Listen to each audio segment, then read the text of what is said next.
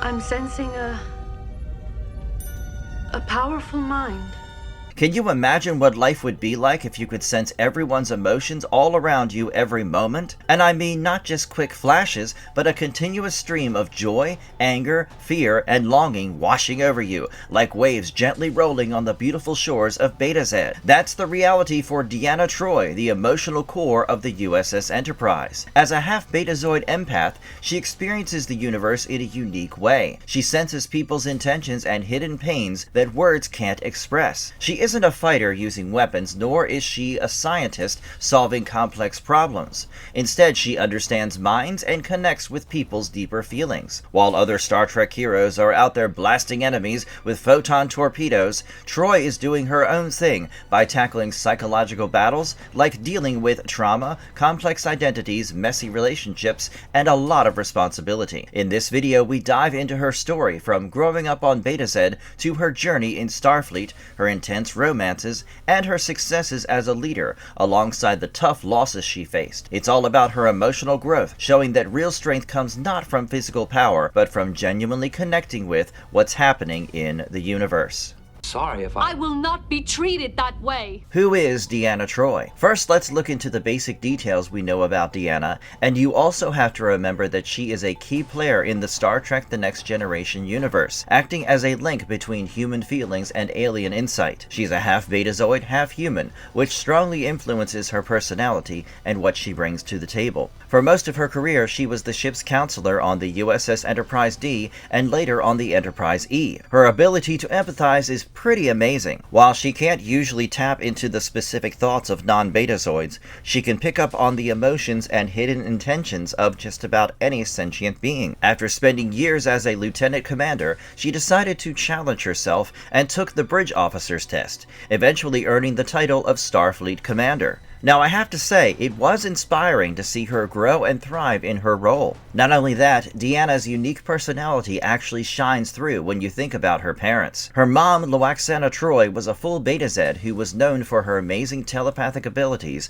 and her larger-than-life role as a Federation ambassador. It is said that she brought the vibrant and expressive side of Betazoid culture to life. On the other hand, her dad, Ian Andrew Troi, was a human Starfleet officer. He played the role of grounding Deanna with the comforting traditions of human privacy and emotional restraint, which helped her to balance her upbringing. To really get Deanna, you need to understand Betazed. On this planet, everyone pretty much communicates through telepathy, which means keeping secrets is super tough, and being honest is just part of life. This leads to a culture where everything is out in the open, and that often clashes with the human idea of wanting mental privacy and being able to keep up a guard. Now, all this basic information makes me think that Deanna is constantly living between two worlds. She is always aware of the emotions around her, sensing the pain and dishonesty of others, even when they try to hide it. Her challenge is to balance the emotional distance needed as a Starfleet officer with the openness of her Betazoid heritage. Kestra?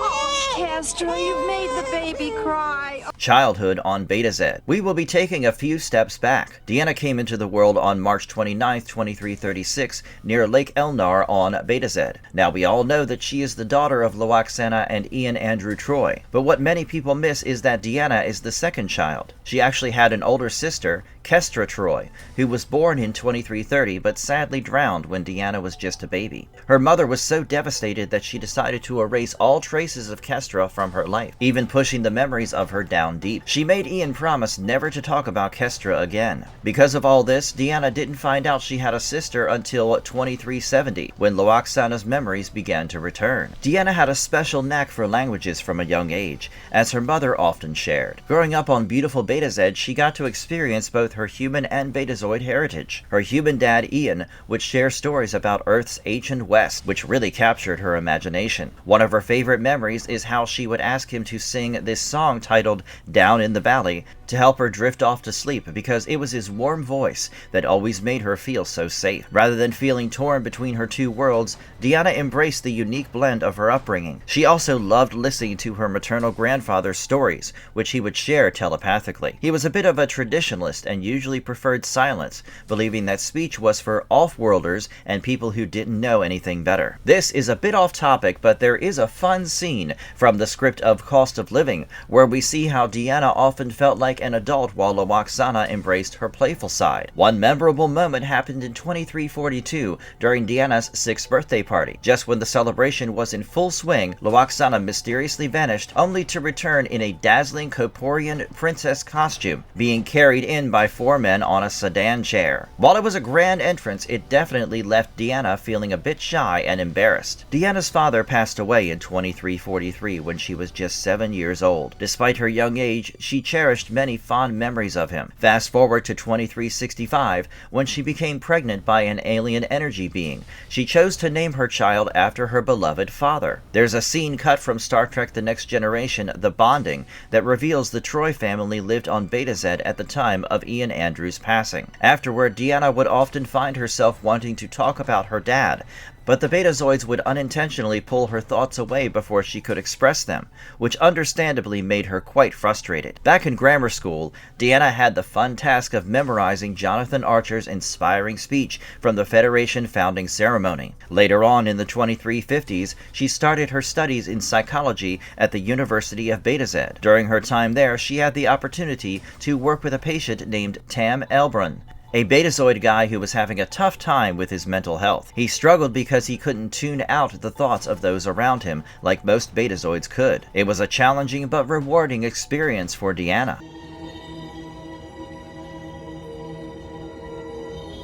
Starfleet Academy and medical training. Deanna Troi's journey from Betazed to Starfleet Academy was a big and exciting change for her. It meant stepping away from her homeworld, where she was used to sensing emotions, to embrace a life dedicated to active service. Instead of following in her mother's footsteps as a diplomat, she decided to bring her unique heritage into the diverse and structured world of Starfleet. It is said by some, not something canon official, but Lwaxana Troi wanted her daughter Deanna to become a Betazoid aristocrat and ambassador.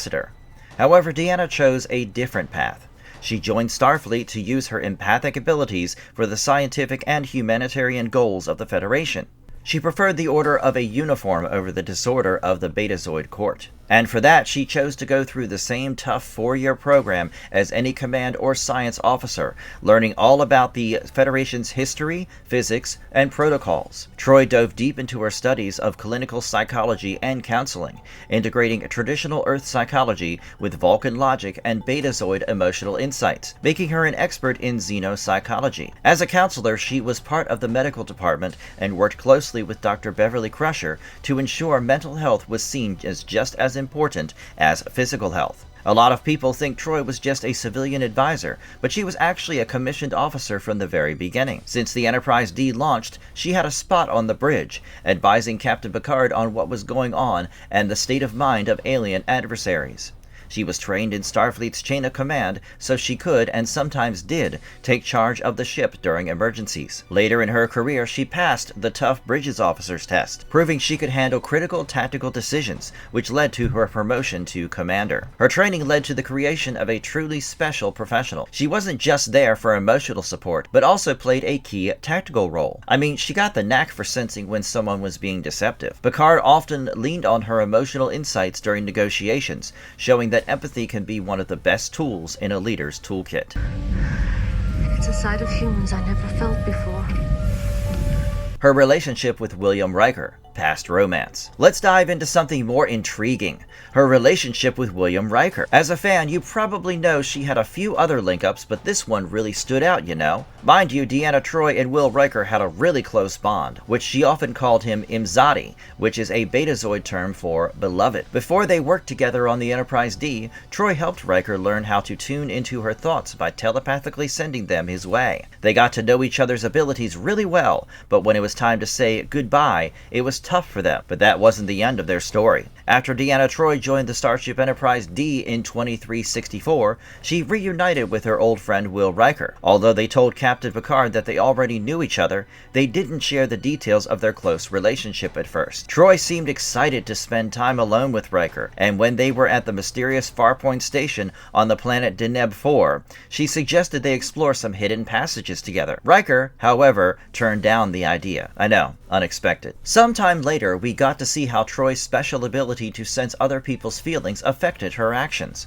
With Riker by her side, she found comfort and support as they faced challenges together. When a strange life form, mistaken for a ship, started attacking Deneb 4, Troi became very worried about Riker's safety and expressed her fear that he might be harmed. Even though she eventually regained her composure and followed Riker's instructions to return to the Enterprise, those intense moments created a strong bond between them. This connection continues to endure, as we see in the later series Star Trek Picard. That's not all. When Deanna was under the influence of polywater, she felt drawn to Riker and tried to seduce him, wrapping her arms around him in engineering. When he picked her up to take her to sickbay, she joked about whether he'd rather be alone with her in his head instead of making sure she got medical help. But Riker didn't give in to her charm and managed to get her to sickbay instead. Another total bummer. It was super frustrating that William Riker and Deanna Troi didn't jump right into a romance. But looking back now, I see it was actually a good thing. The time they spent not being a couple let Star Trek show what a healthy and respectful relationship looks like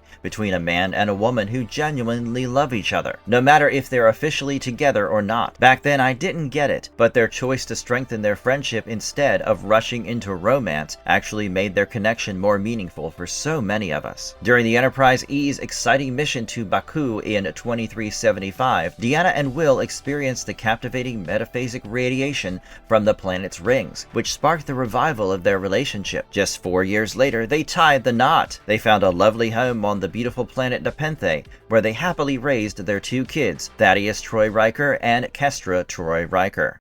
He's the puzzle. With most life forms, I can usually feel something.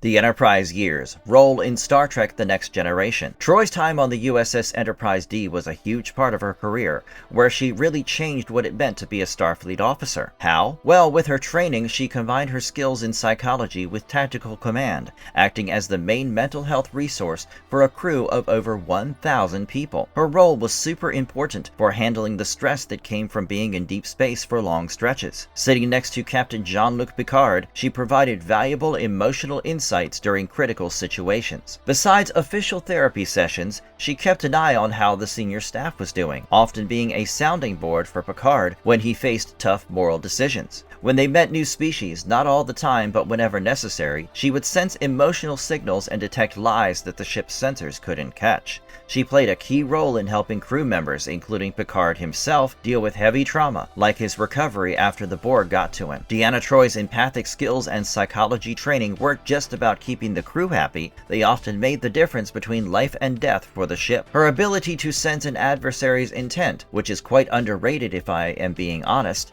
allowed the Enterprise to bypass bluffs and avoid unnecessary conflict. She often took on the role of a cultural bridge, using her understanding of alien minds to help peaceful negotiations happen. Now, some of you won't believe me, but there are some important episodes where her expertise saved the Enterprise, turning potential disasters into triumphs. For instance, there was Season 4's episode 17 titled Night Terrors. The crew of a spaceship is facing a serious problem. They haven't been able to sleep properly because they're stuck in a mysterious area of space that disrupts their ability to dream. As a result, they're experiencing intense hallucinations and growing paranoia, which is pushing them towards madness. Things take a turn when Troi, a member of the crew, discovers she can sense messages from another spaceship that's also trapped nearby. She interprets the strange symbols from their dreams, which keep repeating the phrase, "one moon circling," as a signal that contains important information. Using this insight, Troi helps coordinate a powerful explosion with the other ship, creating enough energy for both vessels to break free from the chaotic rift and escape to safety. In Season 5, Episode 5, Disaster, a quantum filament takes down the ship and Troi becomes the highest-ranking officer left on the bridge. The ship is in serious trouble, facing a warp core breach. Ensign Ro Laren wants to separate the saucer section, but that would probably mean everyone in the drive section would be left to die. Troi steps up, trusting her gut and her leadership training instead of just going by the technical details. She decides not to abandon the crew in engineering, putting their survival on the line. In the end, her choice pays off when the crew down below fixes the breach. In Season 6, Episode 14, Face of the Enemy, Troi gets kidnapped and is made to look like a Romulan Tal Shiar officer, Major Rakal. And that's not the only issue. The problem is that she's forced to help sneak some Vulcan dissidents across the Romulan border. With no backup, Troi relies on her empathy and training to bluff her way through with high-ranking Romulan officers. She can tell when someone is lying and plans to betray her, so she navigates all the political drama to keep the dissidents safe and find her way back to the Enterprise. There are more, but I will keep this as the last one, which is from Season 7, Episode 16, called Thine Own Self. While it's not a typical ship-saving scenario, it definitely marks a turning point in her career. Inspired by her earlier experience in Disaster, Troi decides to take the bridge officer's test. At first, she struggles with a technical simulation, repeatedly failing it. But then she has a light bulb moment. It's not about the technical details, but about making command decisions. In a bold move, she chooses to order a holographic Geordi LaForge to sacrifice himself to save the ship. This choice proves that she truly has the command temperament, earning her promotion to commander. Don't get lost in it, Jack. Stay with me. She played it all the time. Her powers. Coming into the interesting part, her powers. Deanna's empathic abilities are a huge part of who she is, and by now you know why. It acts like a special sense and sometimes a heavy weight on her shoulders. As a half-Betazoid, she can naturally pick up on people's emotions, we know that, and she often mentions that she's trying to focus, or blocking out the emotional noise around her.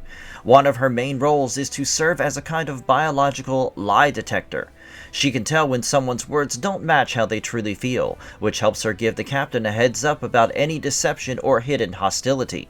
Plus, she can tap into the emotional complex worlds of non-human species, figuring out if they're in pain, feeling aggressive, or experiencing emotions that regular sensors can't pick up. Now, she cannot normally read specific complex thoughts as full Betazoids do. However, she can communicate telepathically with other telepaths, such as her mother or with people she has a close bond with, like Will Riker. If she experiences extreme collective pain or strong psychic events, her mind can become overwhelmed. This emotional noise can lead to physical pain, fainting, or temporary trouble thinking. With great powers come great responsibility, and that's certainly true for her. Her open mind makes her someone that hostile telepaths often target. She's faced some tough situations with invasive species and has been manipulated through her empathic connections during intense encounters. In the episode The Loss, she experiences a temporary loss of her abilities, which leads her to an identity crisis. She describes feeling blind and deaf to the world around her, highlighting just how much she relies on her sixth sense to navigate life. Troi often feels emotionally drained because she can't easily shut out the suffering or anger of others, making it hard for her to find solitude in her own thoughts. However, this incredible empathy enables her to form deep connections and understanding that many people can't achieve. It makes her an exceptional counselor and a vital link between different species during moments of first contact. It's like waking up from a nightmare and not remembering what it was about. Major personal struggles and traumatic events. Because her mind was always open, she often found herself targeted by hostile entities. She went through some pretty intense experiences, like being telepathically attacked by predators such as Jev in Violations, and she was even used as a host for alien spirits. These events weren't just random plot points, they showed a bigger theme about losing control over her body and mind. Can you imagine how hard that must have been? One of the worst moments for her was when a non-corporeal life form impregnated her without her consent, just to experience life as a human.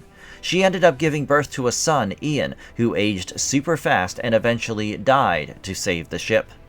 The trauma from being forced into motherhood and then losing him really pushed her emotional strength to the edge. On top of her own struggles, she often took on the pain of others. Whether it was her mom's hidden grief over her sister Kestra or the craziness of a serial killer, Deanna's mind was a battlefield for all sorts of external pain. But it's worth noting that she doesn't regularly absorb trauma in a literal or ongoing way. Most of the time, these incidents are more episodic than chronic. Cannot be restored. Commander, the unit's beginning to...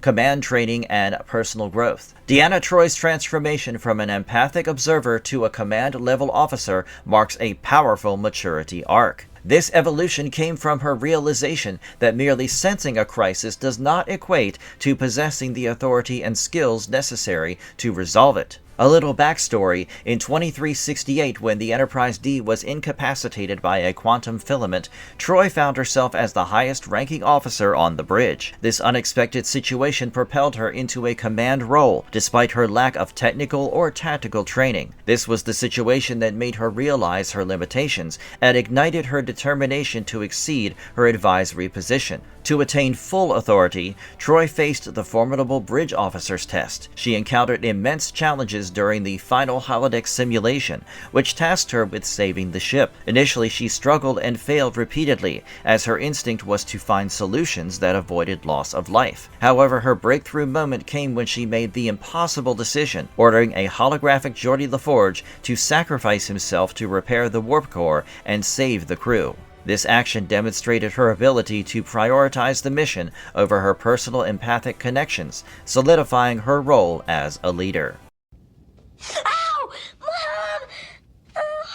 Later Star Trek films. In the Star Trek movies and from all the above deep diving, we know that Troi really grows from just a specialized counselor to a top-notch officer. By the time the crew switches from the Enterprise D to the Enterprise E, she's become a strong presence on the bridge. She's no longer just known for her empathic insights. She's a seasoned commander with serious tactical and diplomatic duties. So what happened in the later film? Well, in Star Trek First Contact, Troi shows how adaptable and tough she can be. When they get stuck back in the 21st century, she manages to handle the quirky Zefram Cochrane, even outdrinking him to keep the timeline on track and make sure the first warp flight happens. In the next film, Star Trek Insurrection, the regenerating effects of the Briar Patch give her Betazoid abilities a boost. This leads to some playful moments and a rekindled romance with Will Riker, moving them from being exes and friends back to life partners. Star Trek Nemesis is where her arc really climaxes, as she finally ties the knot with Will in a ceremony on Earth, and later on Betazed. During a showdown with the Scimitar, she even uses her empathic powers offensively.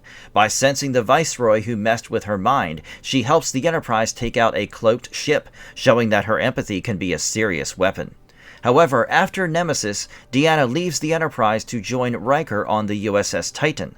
As the ship's main counselor and diplomatic officer, she steps into a new leadership role and eventually settles into a semi-retired life on Nepenthe, as seen in Star Trek Picard. Life after the Enterprise, family and tragedy, Picard era. In the Star Trek Picard era, you can say that Deanna Troi's journey really comes full circle.